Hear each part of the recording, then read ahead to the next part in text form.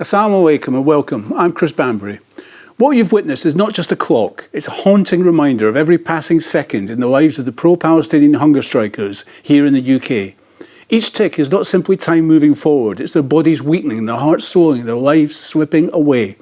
These young men and women are sacrificing their health, their very existence in a desperate fight for justice. Justice for Gaza and justice for themselves. Every second that passes without action is a step closer to death.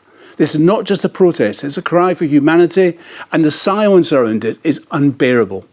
Our debate today is the UK government failing our hunger strikers? 8 pro-Palestinian activists held in remand for over a year without trial began a coordinated hunger strike in November. 2 of them have ended their protest due to deteriorating health, but 6 continue to refuse food, some now beyond 45 days. Their family, doctors and supporters warn the strikers are entering a life-threatening phase. The detainees accused of offences linked to Palestine Action prior to its prescription under terrorism legislation deny the charges. They've made a series of demands: an end to censorship of their communications, immediate bail, transparency around alleged Israeli influence in their cases, the lifting of the ban on Palestine Action, and the closure of Elbit Systems, UK operations, that is supporting a genocide in Gaza by providing arms to Israel. Family members, the physicians and MP Jeremy Corbyn spoke out this morning at a press conference describing harrowing conditions. Here's what they had to say. Had 2 hospitalisations since the start of his hunger strike, having only come out of his hospitalisation last week. Whilst they were able to stabilise his ketones, they are steeply on the rise again. But what is mostly concerning is that his heart is giving in and his pulse is slowing down. And at the moment, he is losing half a kg every day. I don't think people realise how serious this hunger strike is, because on day 35 you can have organ failure, brain damage and even have a heart attack. The government really needs to engage with these demands, and the demands are very reasonable. The longer this goes on, the scarier it gets for her and for my family. Yesterday, she was left on her cell floor for over 20 hours, waiting for an ambulance. She first called us at 5 p.m. on Tuesday. An ambulance didn't show up until 1 p.m. and didn't leave the prison until 2 p.m. She's had an extremely high heart rate and low blood pressure, which is a deadly combination. She's had severe chest pain for the last few weeks, which, if she was not in prison, would be escalated to a hospital immediately, where she would be needed to be looked after constantly to keep her alive. We need a meeting with the government, and we need it urgently. It's about the lives of these 8 beautiful souls, and it's about the lives of the Palestinian people who have a right to live just as much as them. And it is up to all of us to hold this government accountable. 2 of the hunger strikers are now on day 47, almost 7 weeks. Along with the other hunger strikers, they are all now at a critical stage. From a medical perspective, after approximately 3 weeks, the body has exhausted fat stores and begins to break down muscle and organ tissue in order to generate enough energy simply to maintain essential bodily functions. Thereafter, there is a risk that grows with every passing day of sudden, severe and unpredictable bodily dysfunction. On this trajectory, put simply, the hunger strikers are dying. I implore all of you, just think for a moment of those people undertaking hunger strike. To me, they're brave people. To me, they go in the traditions of the suffragettes, of the Irish hunger strikers and many others who took the ultimate action of deliberately damaging their own bodies in order to draw attention to a greater crime that is going on.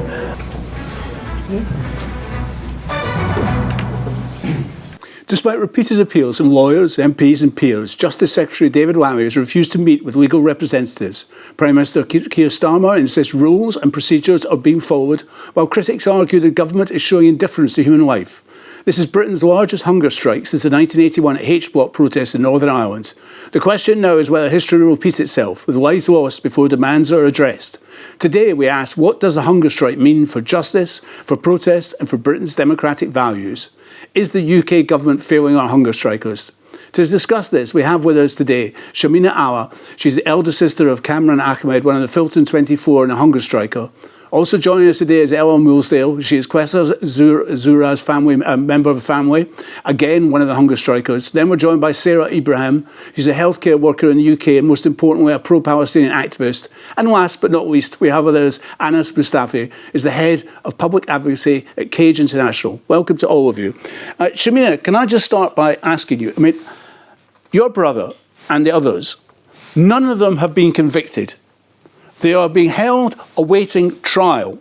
They have been held for over a year and that trial may not take place till 2027. They are being treated as if they are the most violent criminals. They are not violent criminals.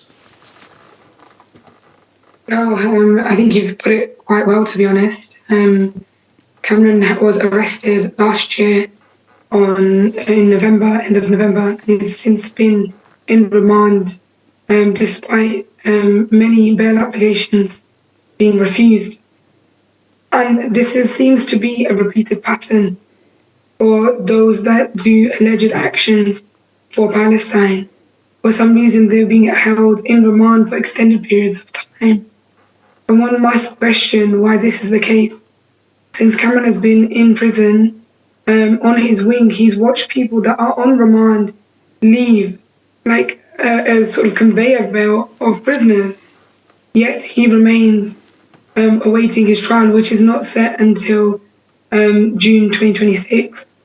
And for others involved in the hunger strike, some of their trials are not set till 2027. And this is alarming. We should all be concerned by this. And Ella, I mean, your family, I mean, also the conditions in which they're being held, and these are some of the demands, but, you know, these are people awaiting trial. The whole tenet of justice in Britain is that you're innocent until proved guilty. And yet they're being refused books, they're being refused freedom of association, they've been refusing freedom of correspondence without being interfered with. All of these are rights. If I was arrested and held in one-room scrubs today awaiting trial, I would have those rights. I know this. Right? This is ill treatment of the worst order, and it's political, isn't it? Exactly. I mean, we've seen after the prescription of Palestine Action, although prescription cannot be applied retrospectively, our loved ones have faced the brunt of its effect in this country so far. They've had books, mail withheld, visits arbitrarily cancelled, non-association orders imposed, amongst other prisoners who are also held on remand without trial for actions against arms companies. And it is political. 100% is our government who is making this decision to punish people for taking action when they won't, to uphold international law when they won't, to stop the death day in and day out of Palestinians in Gaza who have not had a single break in over 2 years of this phase of the genocide. And they're trying to punish them as an example, to say this is what will happen to you if you dare to stand up for Palestinian life. And that's a dangerous example if they're to be successful in demonstrating that. Sarah, if I can ask you, I mean, all of you are too young to remember to live through the 1981 Irish hunger strike, which I did, but 45, 47 days, you are approaching, to put it bluntly, you're talking about a week and a half, 2 weeks if this continues to death. That was the experience in Ireland. Let's be blunt about it. I'm not trying to be alarmist, but that is just simply the truth. Yes, it's a harrowing truth, and I think we've had a few conversations about what if. It's something that we're really worried about, but we remain hopeful. We remain hopeful that something will click. Somebody in the government will see sense. Someone will say, hang on a minute, this is not right. The conditions that they're in, not right. The reason they're still in remand, not right. They'll see that their demands are perfectly reasonable. I have hope that somebody will have a conscience and will speak up and stop this. Anas, I mean, what makes this, I think, somewhat ironic is that we have had hunger strikers. We mentioned the suffragettes. Many Labour cabinet ministers and many Labour MPs regard the suffragettes as heroes. They applaud them. Similarly, David Lammy has applauded Mahatma Gandhi, who went on hunger strike. Jeremy Corbyn mentioned the Irish Republicans. But David Lammy seems to be following in the path of Margaret Thatcher here in refusing to intervene in this process and sitting back and allowing people to die. Am I right? I mean, you're perfectly right there. I mean, our politicians have a tendency to be radical and pro-justice in hindsight, not actually in real life. So you'd see how, unironically, they all celebrated the suffragettes and then went into the House of Commons to vote Palestine Action as a proscribed organization, as a terrorist organization. It highlights the absurdity of all, and it's all sort of like grandstanding, and there's no real ethics that underpin it apart from their own personal interests. And that's why it's crucial, the campaigning that we're seeing today and people speaking out, to put the pressure on the government in order for them to respond. We know they don't respond to anything else. And Shamina, could you just tell us something about what the campaign is planning? Because we need that pressure to save lives here. It's as blunt as that now. Yeah, I think we're going into the phase of where for Cameron is 39 days, for Kessa is 47 days. So every minute that passes is precious. And the government is breaking up for Christmas. So it's really vital at this point that we start the government, not only like pressuring the government, but we need to force the government to talk about this, to bring it up. We've had MPs sign an early day motion about the hunger strikers, which has seemingly been ignored. We've had senior members of parliament write to David Lammy, and he has chosen to decline meetings. We saw Jeremy Corbyn yesterday when he asked the Minister of Justice about the hunger strikers and engaging in a meaningful meeting with the families of the hunger strikers and the legal representative. They just said blanket no. And we heard them laugh in the background. I think people are forgetting that these are the lives of 8 British citizens in the UK jail system. This is a stain on us if anything happens to them. In the same way, the Irish hunger strikers, when they passed away in the cells, it was a stain against our government and against the British people that we allowed them to get to a point where their body failed and their body was no longer able to keep up with its demands. So right now, the escalation needs to happen, but the government needs to respond. It's not a choice. It is a must, because they failed to save the lives of the Palestinians in Gaza. They at least need to save the lives of their own citizens in this country.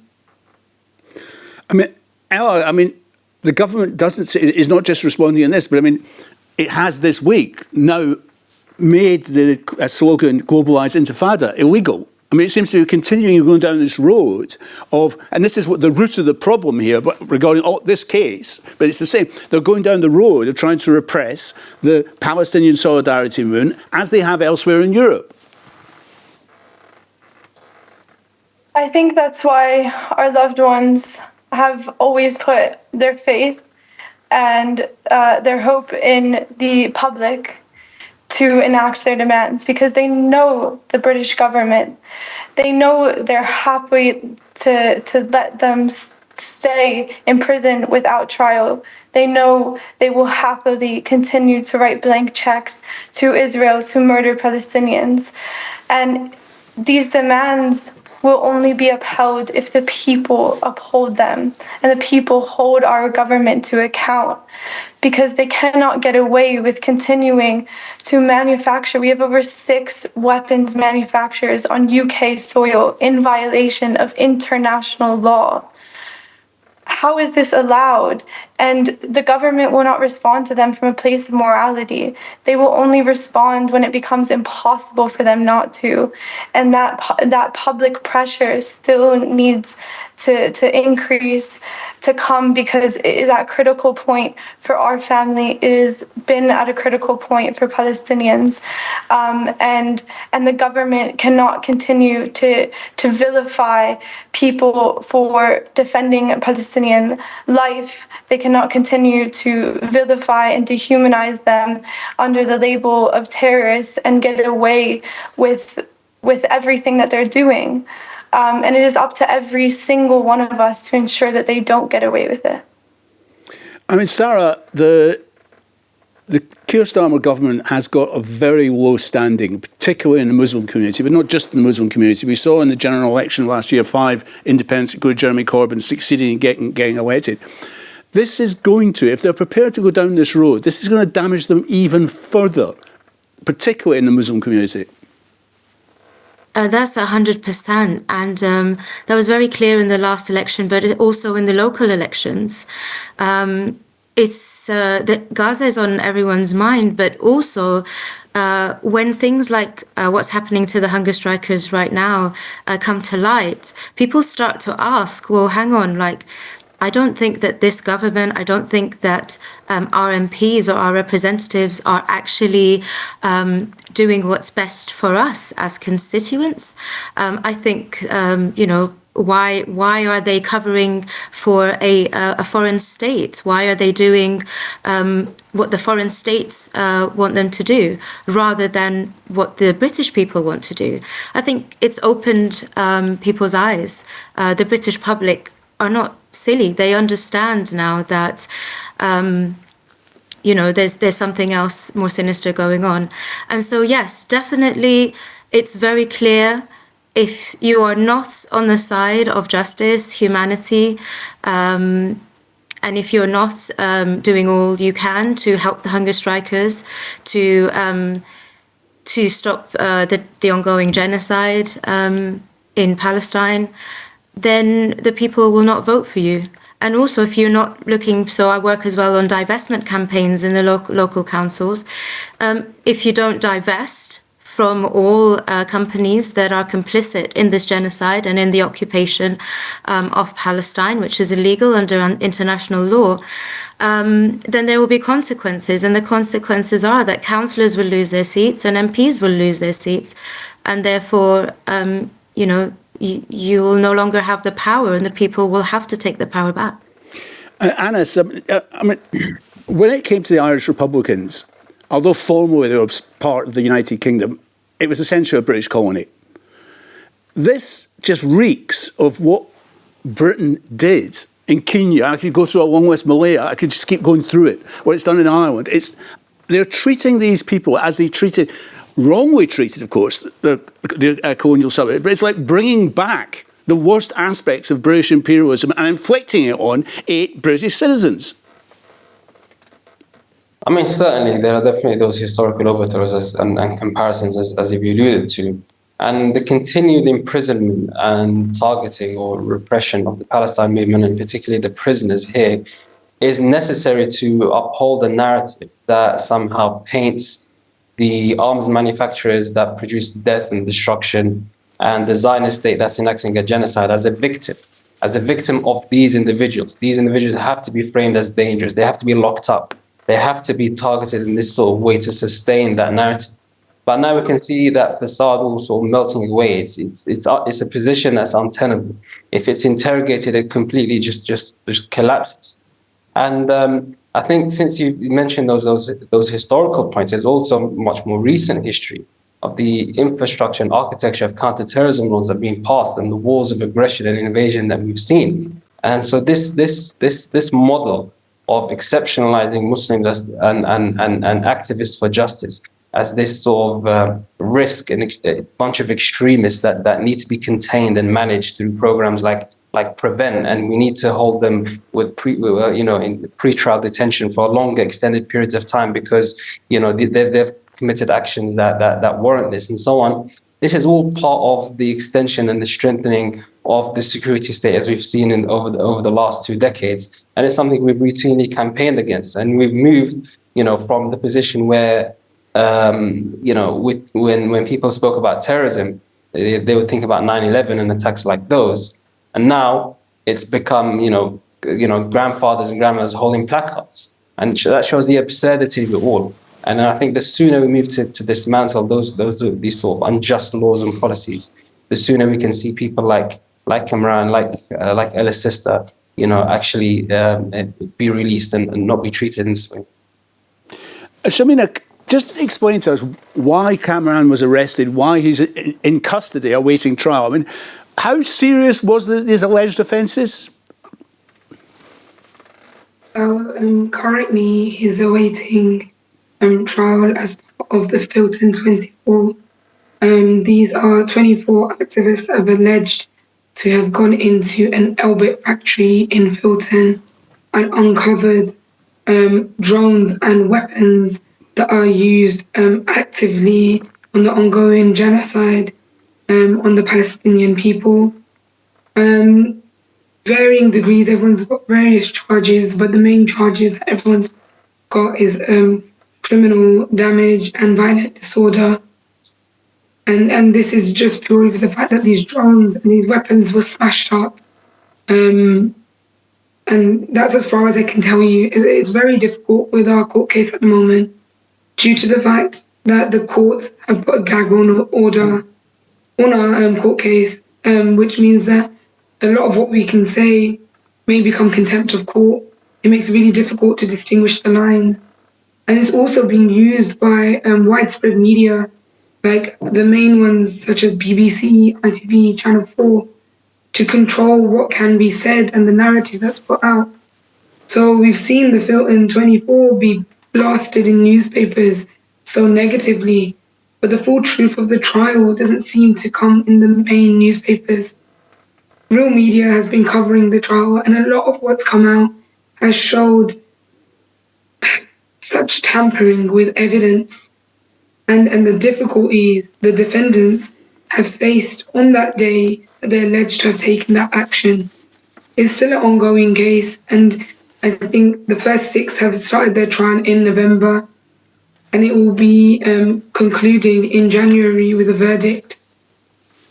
I think we have to take a short break now, but we'll continue this discussion after the break. Please stay with us. This is really an important discussion, so please join us again after this break.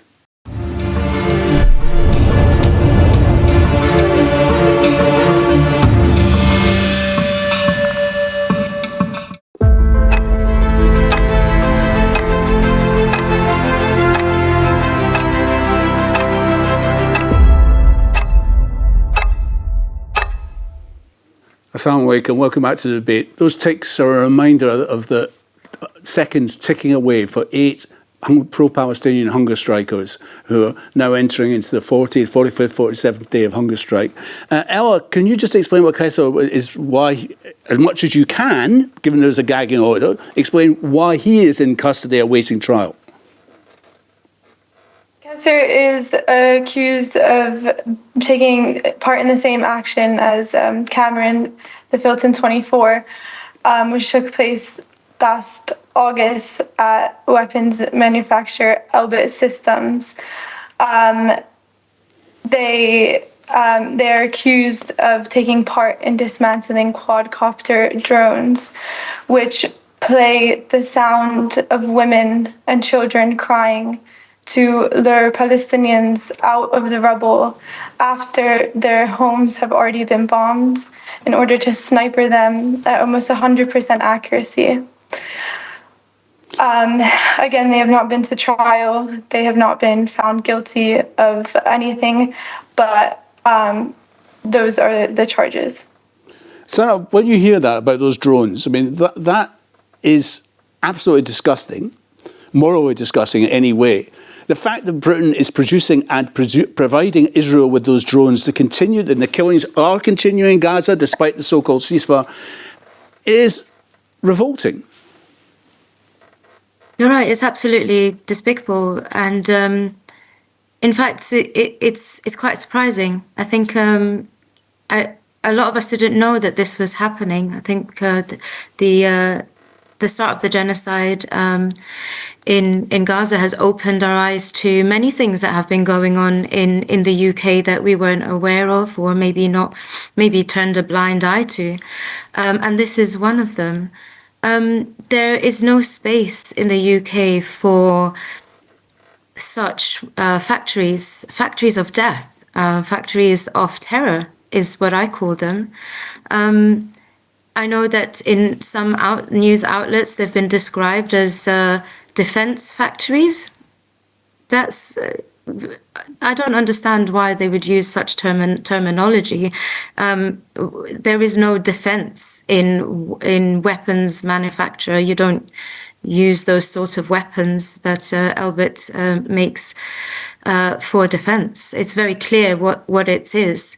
These weapons are used, and Albert very proudly says that they manufacture weapons that are battle tested.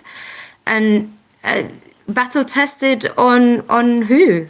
And it will be the Palestinians. And that is just the lowest of the low.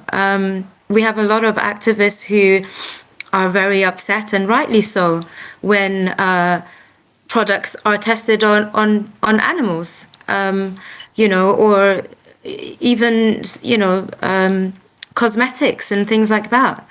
Yet alone weapons that have been tested on actual human beings in Palestine. It's absolutely awful, and there's no space. There's no space for that in the UK, is my opinion. I mean, Anna, so let's remind ourselves. I mean, the International Court of Justice has said there's a genocide in Gaza. The International Criminal Court has arrested arrest warrants for Benjamin Netanyahu and other Israeli cabinet ministers because of that genocide.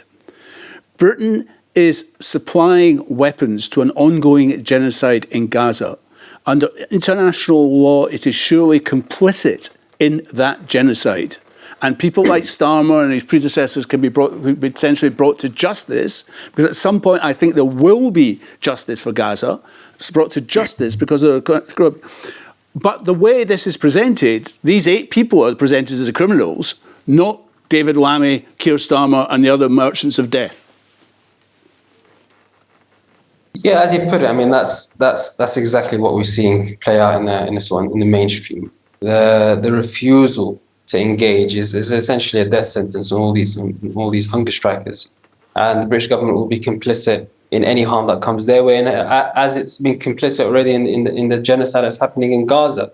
I mean, the international bodies that were put in place by global nations to maintain some sort of order, globally speaking, such as the ICJ or the ICC, we've seen the consistent erosion of these institutions, such that they don't hold any value, don't have any power. We've seen how the United States of America, boasted and said that if any judges at the ICJ, look into acts of criminality and war crimes in Afghanistan, for example, by US troops, they would target those judges. They even threatened military action against the court itself.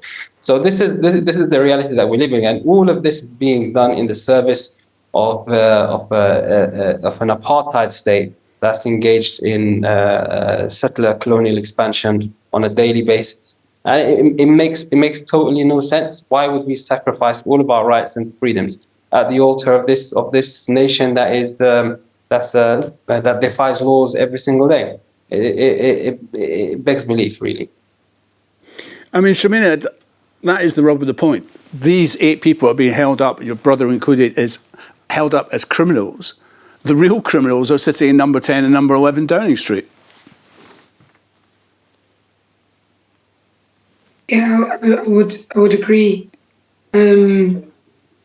As you can see, upholding international law and ensuring that there's no breaks in the Geneva Convention, are our rights as citizens on this earth, and the fact that our loved ones are accused of essentially doing that, whilst our government is failing to do that.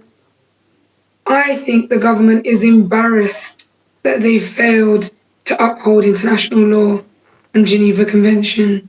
So what they've done instead is decide to criminalize, villainize our loved ones. And that's why they've slammed these charges on them, kept them on remand for extended periods of time.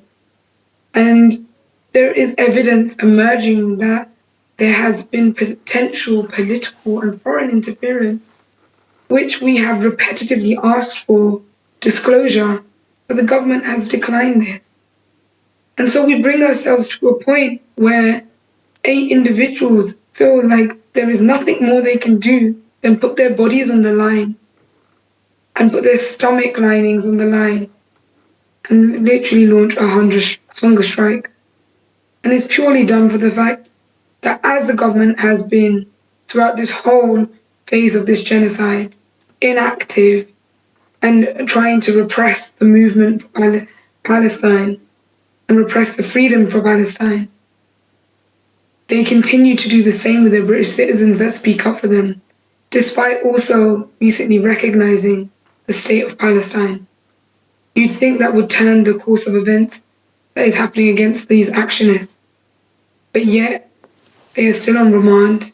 They're still demanding the right to a fair trial. Their bail is being denied. The material is being censored. And the government is still trying to award a £2.3 billion contract with Elbit Systems for the Ministry of Defence. And recently, last week, a report came out that NATO has suspended all of their contracts with Elbit at the moment as it's undergoing a corruption probe. These are alarming facts, but look at the people that are being criminalized for it, when actually it's the people in the ties and the suits with the boots. I mean, Ella, Anna's mentioned the PREVENT strategy. I mean, one of the things that I remember as a school governor at PREVENT, you were supposed to promote British values. This whole episode really raises fundamental questions about what British values are, including the judicial system, the prison system, and the government. Yeah, I think, it is naive to believe now that the British government has changed much. Margaret Thatcher allowed 10 prisoners in Ireland to starve themselves to death in 1981. And it seems like we're on an eerily similar trajectory in 2025. And it does bring into question what are so-called British values when our government is funding a genocide for over 2 years now, when they can take your family in the middle of the night from their beds and put them in a maximum security prison without trial. And then they can deny them reliable access to legal representation and legal representatives. You can deny them visits with their families. They can deny them books, and they can deny them letters. And this is, it's really just history being repeated over and over and over again. And then it begs the question, did we have the democracy that our government brags about? Did we ever have these values of freedom and equality? Or have they really just, changed for some people? Because it doesn't seem like our government is actually upholding any values other than breeding destruction and death and corruption. That's what we're seeing. I mean, Sarah, millions of people have marched for Palestine. The majority of the British public opinion supports an end to the genocide in Gaza. There has been establishment media silence over this. Is that because they are scared that if people found out actually what is happening here, that those millions who support Palestine, a majority of the British population who support the situation, would actually draw some quite drastic conclusions, and the government does not want that to happen? Yeah, I definitely believe that that to be the case. I have questioned Richard Burgess about this from the BBC. I asked him, why is it that we don't see any of our marches? What a lot of people don't know is that us activists, pro-Palestine activists, are out on the streets almost every day, sometimes 2 or 3 times a day. And none of that is shown in mainstream media. It's only shown on the media when something, when it's something they can twist for their political gain. They'll only say, when it's something to do with the Filton 24s, when it's something really bad that they can paint as like a terrorist sort of activity. They'll only put it on the news, like yesterday when they said, "Oh wow, we've stopped everyone from saying Intifada, and we're going to start arresting people." They'll only say it when it's to blame the pro-Palestine movement for anti-Semitic attacks in other parts of the world. So, yes, I think the government are afraid. They know that the power of the people is strong, and they know that if people knew the truth, then they will stand up against the government and try and fix things. I know this from my work as an activist. I speak to a lot of people on the street. I do a lot of community work. And most people, the majority of people that I speak to, when they understand the facts about what's happening in Gaza, and most recently when I explained to them about the hunger strikers and why, they did what they did in Elbit Systems allegedly, and how they're treated right now, most people that I speak to are totally understanding and outraged by what's going on and what the government are keeping from them. So, short answer, yes. I think that if the public knew, there would be more outrage. But I think the media and the government they go hand in hand, and they're working towards a specific goal. And I think that bringing into it as well some of the far right rhetoric that's been put out to play people against each other. The far right against the left.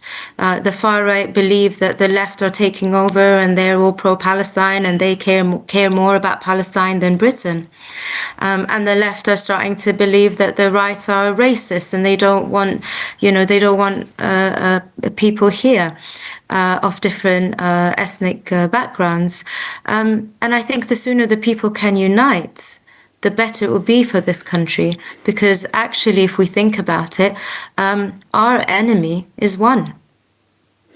Anas, it was you that mentioned the prevent strategy. I mean, particularly young British Muslims, are told that they must accept and defend British values. Now, British values is never really defined. It's the idea that somehow this country is a pinnacle of justice and democracy. I think many viewers in watching this programme tonight will be thinking, well, exactly what are these British values? If this is what's happening to British citizens here, what does it say about Britain and its values, the way these 8 people are being treated? I mean, of course, programs like Prevent were never really about promoting values that were beneficial to society. It was mostly sort of an extension of policing and securitizing communities. So when we talk about democracy is all about, it's a whip or a stick to beat other communities with, not necessarily ensure that the state upholds certain values that are core values that we all look to protect, such as the right to a fair trial, or the right to have a trial before the jury of your peers, or being able to defend the oppressed and the downtrodden. or speaking your mind freely without being arrested and charged for thought crimes and those sort of things. And we see attempts similar to the Prevent program more recently with the whole Intifada issue, where the police have taken on this sort of, they're politicizing their role really, and trying to exert pressure on the CPS to begin prosecutions of people saying, globalize the Intifada or terms to that effect. And this is just lawfare, really, untested in courts. And these are just ways and mechanisms and methods that are used to suppress speech, to suppress resistance to Israel live stream genocide. And people like the Filton 24, the Bryce Norton 4, the others who've taken action against the architecture that or the supply chains of the violence and of weaponry are facing the brunt of it, really. And that's why they deserve all of our support, because they are the front line of defending our rights when it comes to resisting Israel. Shamina, the next 2 weeks is going to see, as someone mentioned, Parliament will not be sitting, Keir Starmer will be on holiday, things will shut down for most of that 2 weeks. This is actually quite dangerous because these 2 weeks are very crucial, aren't they? So we cannot just simply sit and go on holiday for these next 2 weeks. No, and we have seen in the past when the country has an emergency situation, Parliament is called into action, and they will sit even during their holiday period. They need to see that this is an emergency situation, that the lives of these young individuals hang in the balance, and it is the job of Lamy, who is the Secretary of State of Justice, to make sure that these guys are treated well, that their rights are being upheld. And today an argument was made by the lawyers that are representing the hunger strikers, where in the documentation about where food refusal, it says all parties that could potentially help resolve the food refusal should be involved in discussions. And we have yet to even have a discussion. So before Parliament closes, and even if it is closed, they still can operate, because an MP's job doesn't end just because it's a Christmas break. You are in charge of the country, you're in charge of its people, so therefore it's a 24/7 hour job. It's just a shame they would have left it for so long to respond, when they could have responded to this a week ago, 2 weeks ago, after I spoke to David Lammy in person. They could have responded last week when the solicitors wrote a legal letter to him. They could have responded. They could have responded to the EDM that was produced a week and a half ago. They could have responded to Jeremy Corbyn's letter, to John McDonnell's letter, and then the letter undersigned by over 50 MPs. So systematic approaches have been taken to get David Lammy to engage in conversations and the wider government, but they keep being ignored. So if they're going to keep ignoring us, we will ramp up our efforts to make sure that the voices of our loved ones are heard. Because there is no way I will let my brother be injured or worse, be taken from this world because the government failed to act.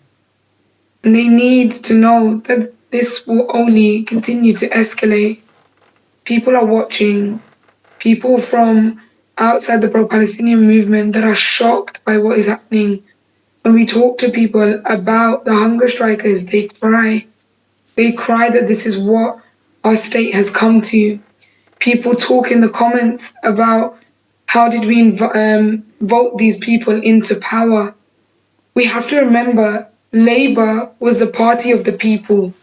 It's definitely not representing the people when he's protecting the corporations like Elbit and the interests of foreign bodies that should have no influence on the political agenda in this country. And that's definitely, if anyone needs any more evidence, it just happened yesterday.